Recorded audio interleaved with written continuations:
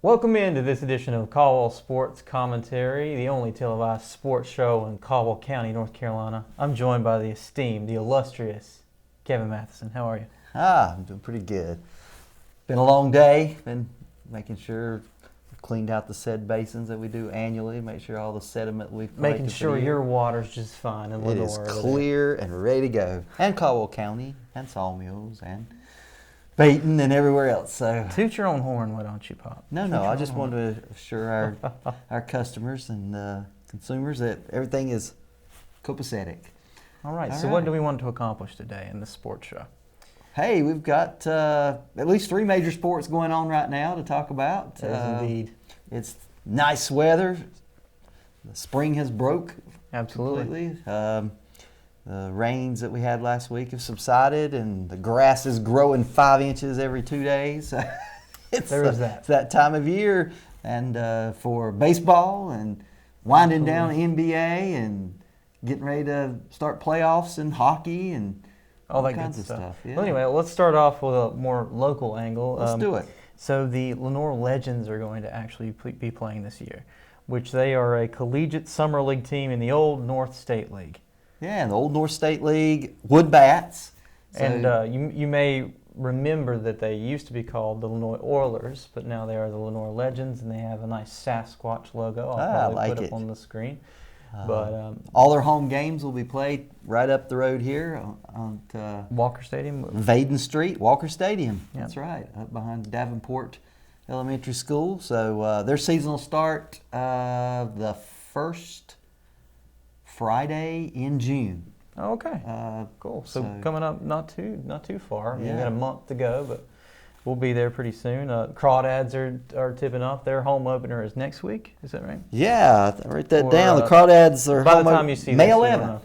May 11th is their opener. Is their home opener. That's Tuesday. That's like 5 days from now. All right. So as we record this. As we record this, and gosh, and I wrote down, this struck me as very interesting and sad and enlightening as well. 609 days since the last professional baseball game played at LP France Stadium. 609 days due to the COVID, but they're gonna actually have it.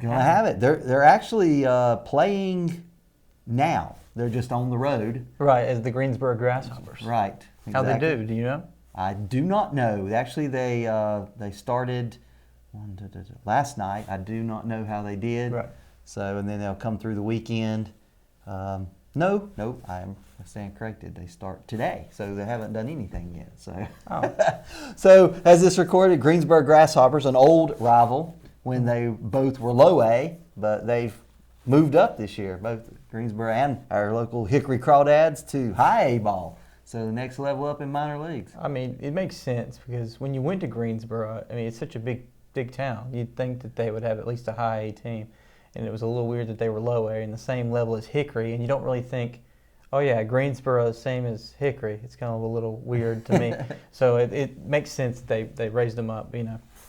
Yeah, so that's pretty neat though, to move up to the Carolina League. Want to talk about the big leagues? Let's talk about the big leagues. So we're basically just getting started here. My goodness gracious, how many games do we have left? Let's see. Most of them have played 80 games. 26 games so far. Mm. Been 5.5 weeks of the season down. Started back on the very first day of April, on April Fool's Day, and here we are today, May 6th. So yeah, so a lot of baseball's actually happened, and we've had some surprises so far, as there always are, and thankfully so. Yeah. In every major sport. What's some of the most surprising things that you've seen so far in the Major League Baseball this year? That the Oakland A's are the #1 team in baseball. Oakland A's. I would have to say, I don't think, when you think of high success rate, you don't really think of Oakland Athletics, but they've always been chippy. They really have. They found a way, with Billy Bean playing, what was the movie? Moneyball. Moneyball. Brad Pitt was in, and Jonah, what was his name? Hill. Jonah Hill. Yeah, I want to say Jonah Hex, but that's a total different character altogether. It's a DC Comics character. I know. Also thought what was weird was the Giants, the San Francisco Giants, the former team of Matheson, Bumgarner. You didn't think that when he left or they were even vying for anything because they were basically at the bottom of the pile out there in the West, but it just doesn't really make sense that they continue to do what they do with, not even great numbers. They're more subpar, more middle-of-the-road teams in Major League Baseball. And they seem to still get it done with quality pitching starts. They're second overall in quality pitching starts. I was going to say the exact same thing, and that's what wins in Major League Baseball is quality starts. That will lead you to the postseason. I thought it was a fluke. They started out well, and they've continued well for 5.5 weeks of the season so far. I mean, really the only star that they've got on their program, and he's in the kind of the twilight of his career, is Buster Posey. Correct. Left over from the Mad Bum days in the 3 World Series every 2 years there that they won. But yeah, San Francisco and Oakland. So apparently it's the Bay Area. Brandon Belt, holds the batting title, and he's batting a whopping 270 something. Yeah, so and it's not like they're not blowing anybody out of the way and scoring runs or high average. They just got good pitching and good fundamentals. They lead all of major leagues in fielding percentage too, fewest errors. I mean, you don't really need us to tell you that offense isn't what really makes a baseball team because, I mean, we've had Mike Trout in the league, who's been probably the best player of all time, play, and they still don't seem to make the postseason. That's just how it is. The Angels, yeah. So they're playing ball in the San Francisco Bay Area, Oakland and San Francisco, and some other surprises, Kansas City Royals in the Central. I think they're tied with the Indians, aren't they? There's a 3-way tie right now with the Indians and the White Sox. The White Sox. Who, by the way, we'll get to that later, but I think they'll make it to the World Series this year. What do you mean get to it later? We'll get to it now. All right. Why do you think Chicago White Sox are going to beat the New York Yankees in the ALCS and make it to the World Series, just like the Tampa Bay Rays did to the Yankees last year? A ringing endorsement for Michael Kopech. Why do you think that? Pitching. Pitching. They have great pitching, and coupled with much better than average scoring, they have 2 of their stars out right now. Luis Robert, the Cuban star, he's out injured, as well as Eloy Jimenez. Yeah. They're both out injured for at least probably 6 weeks, and they still are second in the American League in runs scored. And they're pitching. They've got a no-hitter this year already. So they've got... And it wasn't Giolito who you thought was who had one, last year. Yeah, exactly. In August. No, the year before last. Last year was a condensed season, but nonetheless, it kind of the last regular season. Right. And they've got Dallas Keuchel with the White Sox now, right? Who had a really good start not before last, as well as a young pitcher whose last name is Cease, as in cease and desist, who went 7 innings of 2-hit ball against my Cincinnati Reds, and that was his 3rd quality start. How bad did they get beat in that game? 9-0. Yes. Yeah. And then, of course, last night the Reds came back and won 1-0. So some pitching gems back to back. Sonny Gray for the Reds had pitched a gem yesterday. So, but the White Sox are going to score runs in buckets when they get back healthy. They're already doing it with Jose Abreu, Tim Anderson. The last complete season batting champion was Tim Anderson, right? Shortstop, and Jose Abreu was last year's AL MVP.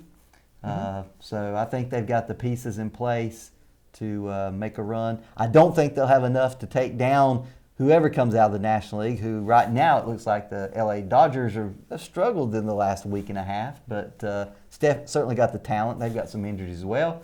And their rival, of course, we talked about the Giants, who's on top of the NL West, but they're probably their biggest rival in the funnest game so far. Yeah, the Padres. What do you think about the Padres? Padres are a very surprising team, other than having some of the best uniforms in baseball. In their throwbacks. Brown and yellow uniforms. They are pretty exciting with Fernando Tatis, who makes a little bit too many errors, but that's okay. But he makes too much money. He doesn't make a lot of money, but he makes just how much he wants to make. He's a run-scoring king. He's able to get on base, and he's able to score. Somehow he's able to get there, whether it's with the help of Manny Machado, who bats right behind him, or Eric Hosmer. It's just random people that you'd think, okay, maybe they were already washed. Maybe they didn't have the star power that they need to go to that next level and actually play at Los Angeles Dodgers in the playoffs. But I think they actually do have that sort of talent now. And they spent money on pitching. Right, and with Joe Musgrove and who's a big surprise, but pleasantly so this year. Pitching core, I think that Yu Darvish there now. Yeah, exactly. Yu Darvish is pretty incredible. Yeah. So they've got pitching. To me, the Padres look a lot like the White Sox. Just maybe a tad bit younger, and but they're very, very similar. Built very similar. Their rosters. So I wouldn't be surprised to see the Padres and the Dodgers duking it out come the end of the season in the NLCS. And of course, my old nemesis, the St. Louis Cardinals. I was going to talk about them. They lead the National League right now. Nolan Arenado. Yeah, how about they picked him up from the Rockies, got him at third base. Dion. Yeah, and probably with him and Goldschmidt, they probably got the best corner duo in baseball. First base and third base, and Jack Flaherty has picked up where he left off in the last full season, throwing gems in complete games. The Cardinals are going to be tough down the stretch as well, but we'll see. Sweet. What do you think? We didn't talk about the Red Sox either. I think Boston. That's a big surprise. Talk about the Red Sox. Yeah, and those Red Sox fans out there, Buddy Edmiston and 3 other ones in Caldwell County. No, I'm just kidding. There's a lot of Red Sox fans. There really are. Are. They really have been surprising. They're pretty. I don't see. They didn't look on paper like a winning combination this year. No, because they started the year absolutely awful. Yeah, they lost their first 4 games in a row. Right. It was their 5th game before they won it, and now they lead the American League. So and win so far, but hey, they've got a really probably still shouldn't have let Mookie Betts walk, but that's okay. That's true. Well, the Dodgers used him last year to win their first World Championship in decades. So I'm sure that makes Red Sox fans seethe, knowing that they won that with them. Well, they've got a good infield. Rafael Devers, third base. Xander Bogaerts at shortstop. So they're scoring more runs than I thought they would actually. With J.D. Martinez's resurgence. Playing in left field when he plays against National League and DHing when he's playing American League teams. And he is really, really seeing the ball well. And when his power is hitting, it's electric baseball. Yeah. But the short time that he had with the Tigers, he was pretty electric to watch. And I think that the Red Sox may not have the bullpen to go the whole distance. To sustain it a full season. But we're just early spitballing here. We don't really know exactly what's going to happen in the Major League Baseball. But do you want to mention anybody else in Major League Baseball? Teams-wise, the Royals have been a surprise. The Royals have also been a surprise. They're tied with Danny Duffy, a starting pitcher. He's had 5 quality starts already. And smack dab middle of United States. Yeah, that really is middle America. And so the Milwaukee Brewers, surprising, but getting it done with pitching. Which has not really been their MO. No, not really. I mean, closing pitching once they get the lead with Josh Hader. Right. But you don't think starting pitching with Brandon Woodruff and Corbin Burns. They actually that tandem has the lowest ERA combined of any 2 starting pitchers in the major leagues right now. So. Woodruff is probably the best pitcher in the major leagues right now. I would have to say he has not had a bad outing yet. And seeing Shohei Ohtani do what he's done with the Angels, I don't want to undermine that. And Mike Trout just does what he does. Yeah, he is still the best player in the major leagues this year by far in all metrics from defense to on base to the intangibles. His wins above replacement puts him probably second all time in his career right now behind Babe Ruth. I mean, and he's in a modern baseball. He certainly stole a lot of more bases than Babe Ruth ever did. He's in a league of his own. Do you mind if I transition here? No, but you've already mentioned Shohei Ohtani, so I'm good to move on. We need to Okay. talk about the Japanese sensation who does it all. He really does do it all. It's incredible. His teammate Mike Trout, if for the uninitiated, is basically LeBron James for Major League Baseball. He does everything. He's still the best player in the league. Agreed. And to make that transition, let's go over to NBA. Let's do it. NBA? Sounds great. Let's talk about it. It's crunch time now. We're down to, 15 games left in the regular season. Maybe a little bit of surprise as to who the leading teams in each conference are. In the East, we have the 76ers. Philadelphia 76ers, by far, are the best team in the East. Nets, Bucks, Knicks. What are the Knicks huge doing surprise. Knicks in talking about fourth in the And Eastern Hawks? Conference. And the Hawks fifth. Yeah. What are we doing, folks? What's happening? Atlanta and New York in the NBA. Wow, you'd think it was Dominique Wilkins and Patrick Ewing days still. My God, I don't understand it. I mean, because when you look at the West, you're like, okay, same players. We got the Jazz, we got the Suns, we got the Nuggets, Clippers, Mavs, Lakers, Blazers, Grizzlies. I mean, that's usually who it is. It's every single year. I mean, the Spurs, they're in there, and we'll talk about how that little play-in thing. Right, and you see, you in recent memory, you'd say Warriors as well. Golden State, exactly. But they're all vying for the same things, but the teams in the East are very surprising to me. And the Hornets, of course, we need to talk about the Hornets. Yeah, and some local flavor.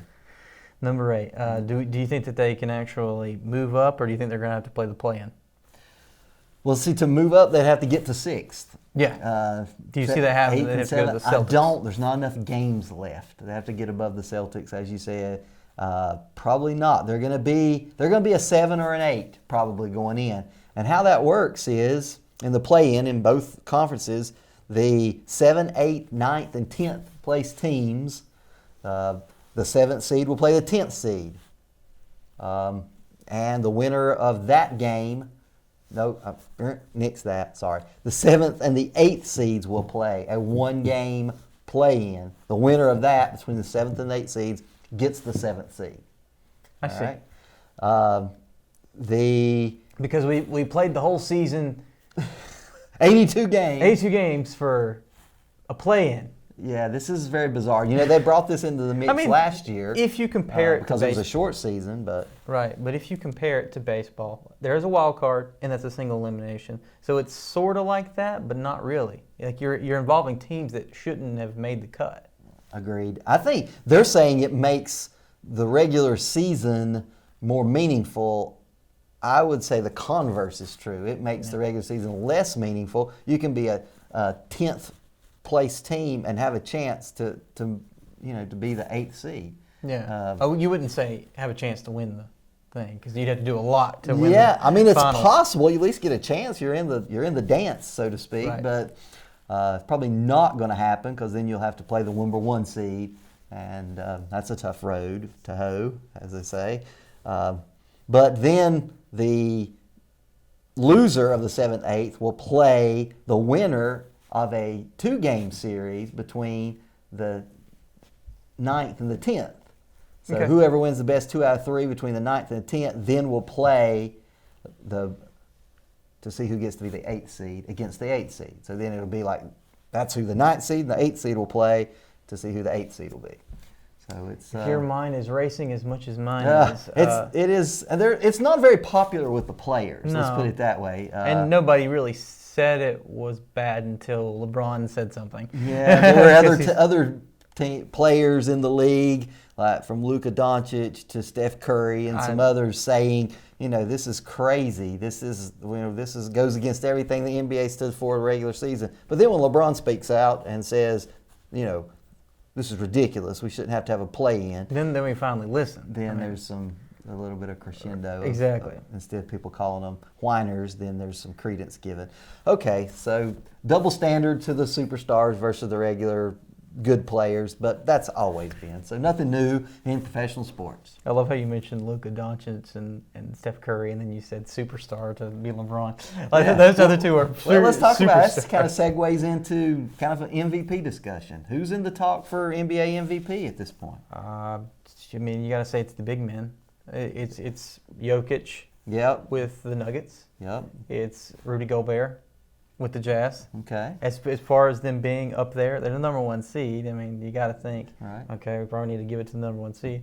I mean, there's talk about Embiid being an Yeah, MVP. a lot of people have spoken. And because honestly, I wasn't on the Joel Embiid train. I thought he was a little bit of a prima donna, really hadn't earned his chops to be a superstar in the NBA. But he has really rolled up his sleeves and kind of, since he got back from the injury list earlier in the middle of like holiday season there, first New Year's area, he came back on a tear and he's really led the 76ers as a leader like an MVP should.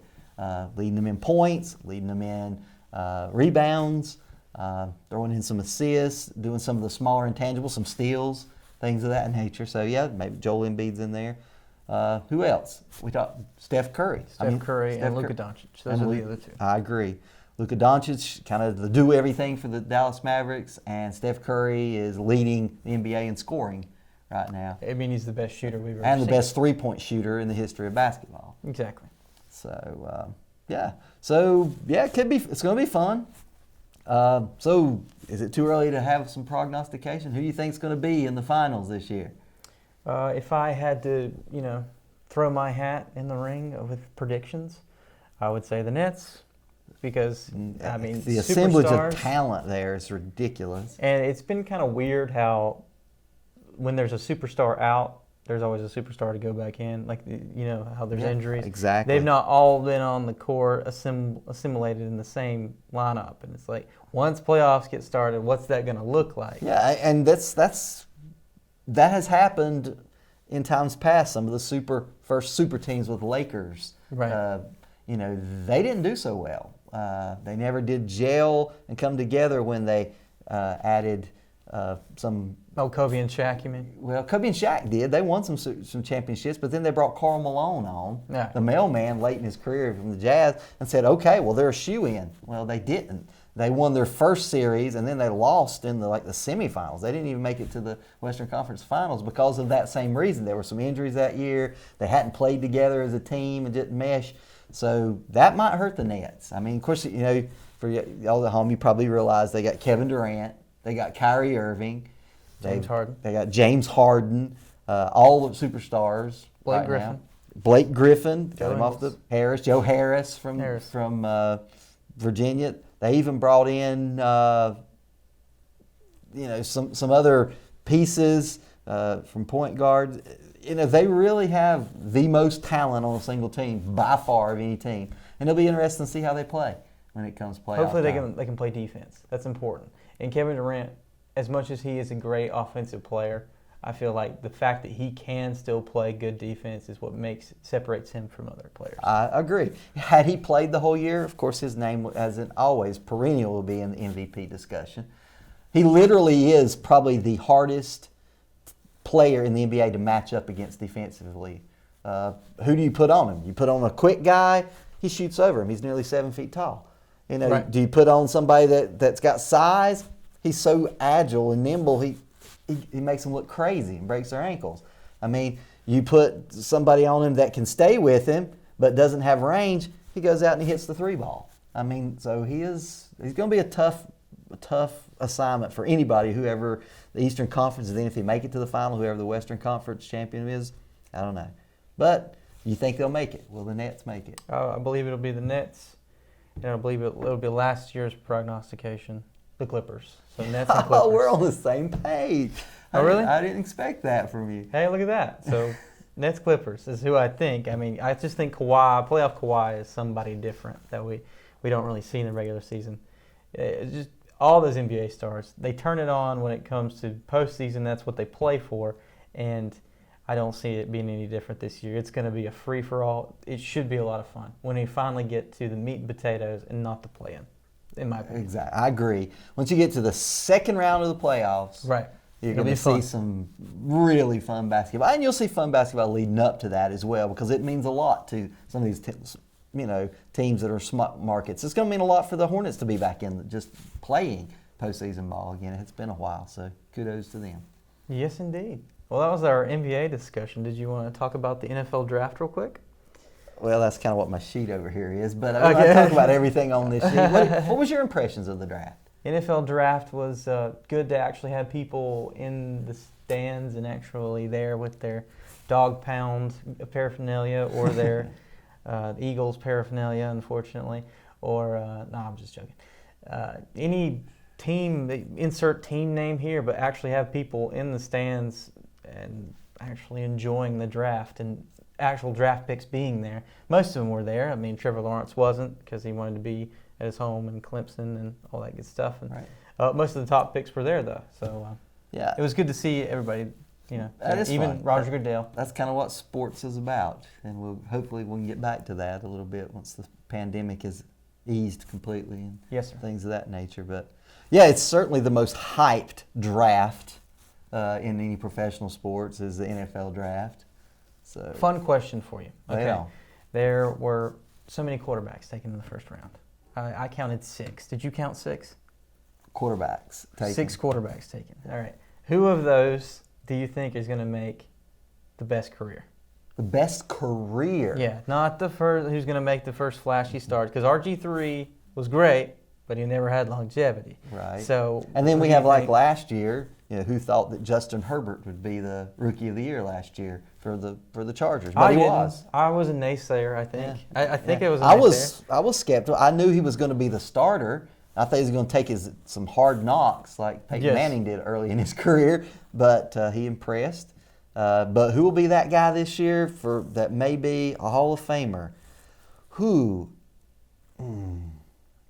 I'm going to go out on a limb here and say I like the guys that were there. Trevor Lawrence certainly was a no-brainer for the Jacksonville Jaguars overall. Probably because he's the number 1 pick, they stick with him a lot longer than the Jets stuck with their first-round pick that now is the Panthers quarterback. So Sam Darnold. Sam Darnold a few years ago. But so he gets probably 4 or 5 years starting there to prove his mettle. But I don't think a single one of those quarterbacks will be in Canton Pro Football Hall of Fame when their careers are over. Okay. But, what do I know? I mean, it just depends on what you think a Canton quarterback is. I mean, we saw Eli Manning's career come to an end, Phillip Rivers' career come to an end, and Drew Brees' came to an end. Right, exactly. We saw these high-caliber quarterbacks, but he's a shoe-in. I'm talking about like players that you don't know what a Hall of Famer quarterback could be. Right, that's true. I mean, Eli Manning because he won. We won two, right? But Super the end of Bowls. his career was some of the worst quarterback play we had seen. Yeah, agreed. Which you liked because you're a Cowboys fan against the Giants. He had some of his worst games. I have against rooting the Cowboys. interest, but Lord have mercy, he was. But yeah, he did win 2 Super Bowls, so there is that. But yeah, I guess he's in. Will be enshrined. But I think Trevor Lawrence is far and away the best quarterback here. I think that Zach Wilson, who was the quarterback at BYU. Yeah. I think he's going to be a Baker Mayfield kind of type. Agreed. I see that comparison. I think he has a better arm than Baker Mayfield, but I feel like the way he plays and his mobility and questionable decision making sometimes, but usually pretty effective and knows how to win the game. I think he's going to have a good, solid career. Okay, I can see that. And I feel like the Jets, I think they were the biggest winners of the draft to me because they addressed every need, everything that they needed. I can't say that the Jets weren't. They were certainly top 8, 7, at least their offense. At least their offense, side. Because I was going to say that because they had some, they had some questionable defense, and that's kind of been a Achilles heel for them, especially in the secondary. But I think not having Greg Williams as your defensive coordinator is going to help them. There you go. It can only be up from there. It can only be up. But I think that their second round selection was really good with Elijah Moore and Ole Miss. I think he's probably the biggest steal of the second round, in my opinion. Yeah, I know he's more of a slot type of receiver, but I think he's going to be pretty decent. And he has some size questions because he's a speed guy, slot guy. But, hey, that's what the NFL's going to. Exactly. You've got your big receivers, almost tight end like wide receivers like a DK Metcalf and a Julio Jones and, Calvin Johnson of yore, things like big targets. But then you've got your speed guys on the outside that are playmakers, and on the inside on slot routes that really end up leading the NFL in receptions and yards after the catch, etc., because of their speed and their skill. And I think Lamore from Ole Miss is a guy just like that. So yeah, I can see. And the Jets will be better. They get rid of their Sam Darnold and they get better in their first year. I think that's probably true. So let's get your takes on the draft. Who won? Who do you think is going to have a? Well, there's two kind of schools of thought in draft. Do you draft needs for your team, specific needs, holes to fill, and if you do that, then you get a good grade, or do you stock talent, the best players available, even though you've got somebody there, but hey, they go down with an injury, you got somebody to plug right into that place that's an impact player, both of which come into play. So I don't think it's either or. I think it's kind of both, a fusion of that. And I looked at it, and I think the biggest winners in the NFL draft was the NFC North. As a division, they got better across the board due to the draft. Minus maybe the Packers. The Packers, they held their own, but they've got their own issues. We'll talk about that in a minute with quarterback. Because, they already lost the draft when your starting quarterback says he's not coming back to the team. Yeah. And see, that was before that was in response to the final straw was kind of their draft and what they picked in the draft. They didn't pick enough pieces that he felt like would make them better, and the other teams got better. I mean, the Chicago Bears got better. Justin Fields slid all the way to the 10th and as quarterback. I think Andy Dalton starts, but by game 6, Justin Fields is the quarterback of the future in Chicago, at least for the next couple and a half years. The Detroit Lions got Jared Goff in the offseason from the Rams. They got better. They've got, on defense for sure, they got better. On the lines, both lines, offense and defensive lines, they got better. The Minnesota Vikings, because of all the trades and things, they had 11 picks in 7 rounds. They got better just from sheer depth of talent that they got. They're better. So I think the NFC North wins the draft, so to speak. I think the Cleveland Browns got better. The dog pound, they were happy. Well, they should. They plugged the holes that they needed in a team that kind of overachieved at the end of the season last year. They were very good. So I think the Browns probably, and I think the Chargers got better. Are they going to unseat the Kansas City Chiefs and Patrick Mahomes next year? No, probably not. But with the picks that they had, the Chargers, they got offensive tackle that's probably going to be an all-pro. Rashawn Slater, maybe first year, but certainly by year 2, he's going to be an all-pro offensive tackle. They got, which of course that helps, Justin Herbert a whole lot. They got Asante Samuel, cornerback. Their secondary got better, so their line got better. They got some linebackers. They got a wide receiver from USC, Amon-Ra. He's better. He reminds me of Keyshawn Johnson. Who came out of USC years ago. Same type player, rangy, got good hands. So the Chargers got better. Who else? Miami Dolphins. Only had 6 picks, but they filled all their glaring holes in those 6 picks that they had. So those are some of the teams that kind of stood out to me. Than an actual good starting quarterback. Yeah. So, well, you got... Sorry, folks, that really love Tua, but... Well, Tua got reunited with one of his past receivers from Alabama. I just don't see his longevity in the league, but that's just me. Yeah. So, you're probably right. I guess it remains to be seen. But he'll get the chance to either succeed or fail this year. That's for sure. It's his team and his offense. They've already said that. And I love their coach. I think Flores is a great coach. He's defensive-minded. Right. Which, defense wins championships, too. Honestly, you have Tom Brady last year, but the reason the Tampa Bay Buccaneers won the Super Bowl was Shaquille Barrett. Yeah, was their defense. Yeah. So I see that. But it's fun. It's always fun to speculate. Absolutely. Well, I mean, it's great. That's what we do this for, Pop. That's what we do. Speculation is our sport. Oh, good deal. Did you want to mention anything else before we let the people go? Well, let's see. What else we got? Oh, well, just the NHL, just our local Carolina Hurricanes have the best point differential and most points and would be the number one seed if the NHL playoffs started today. Are they in the Eastern Conference? There are actually, yes, they're in the East. Okay. The NHL East, they sure are. And along with hockey fans, the returning Tampa Bay Lightning, who of course qualified already, won the Stanley Cup last year. So, and some of them think they're probably one of the favorites to win it again. But that usually doesn't happen in the modern era of hockey. You usually don't do back-to-backs in hockey. But the Vegas favorite was the Avalanche, right? Yeah, Vegas favorite. Wasn't their hometown Vegas Knights, but was the Colorado Avalanche. And then I think a sleeper team, I'm just following them, is Toronto Maple Leafs. Will the Stanley Cup go back north of the border where hockey's king? It's possible. Much to the Bruins' chagrin. Yeah, and the Pens, and the Caps, and all the other good hockey teams out there. So, well, this was fun, Pop. I appreciate you coming on. Absolutely.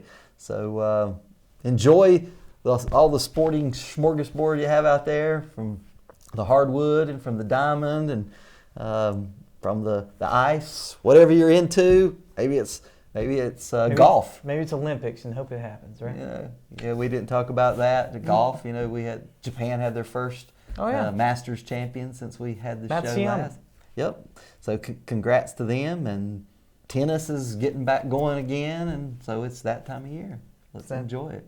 Get outside and cut grass, and then try to enjoy being outside. Throw the ball around. Throw the ball around. Exactly. It's always fun doing this with you. And honestly, we don't compare notes before we come. That's kind of fun to see where you're coming from and where I'm coming from, and we do that on purpose. So that's the name of the show, Pa. Yeah. We have the discussion on camera for all the world to see.